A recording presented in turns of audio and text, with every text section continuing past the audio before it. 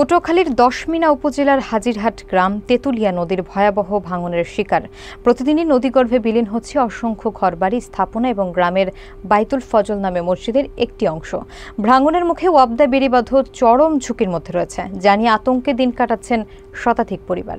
জরুরি ভিত্তিতে এই ভাঙন রোধ করা না হলে পুরো গ্রামটি নদীগর্ভে বিলীন হয়ে যাবে বলে আশঙ্কা করা হচ্ছে।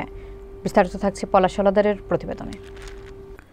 পটুয়াখালীর দশমিনার হাজিরহাট গ্রামটি তেতুলিয়া নদীর ভাঙনে মারাত্মকভাবে ক্ষতিগ্রস্ত হচ্ছে।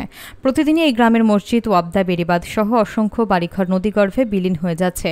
এই ভাঙনের ফলে বাইতুল ফজল জামে মসজিদ, বেড়িবাঁধের গুরুত্বপূর্ণ অংশ এবং আশপাশের কয়েক শত পরিবার মারাত্মক ঝুঁকিতে পড়েছে। ভাঙনের আতঙ্কে ইতোমধ্যে অনেক পরিবার তাদের বাড়িঘর ছেড়ে অন্য জায়গায় চলে গেছে।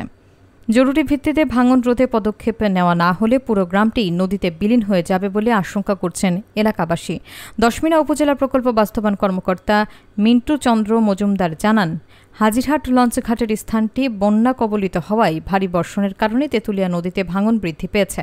তিনি জানান, নদীর পান রক্ষার জন্য জনগণের করা আবেদনটি উপজেলা নির্বাহী কর্মকর্তা তাকে দিলে তিনি গত আগস্ট মাসে সরেজমিনে জায়গাটি পর্যবেক্ষণ করে আসেন। তার দেওয়া প্রতিবেদনের ভিত্তিতে প্রস্তাব পাঠানো হয় এবং এর প্রেক্ষিতে 9 লক্ষ টাকা বরাদ্দ হয়েছে। তিনি জানান, বেড়িবাঁধ রক্ষার্থে তাদের কাজ চলমান আছে।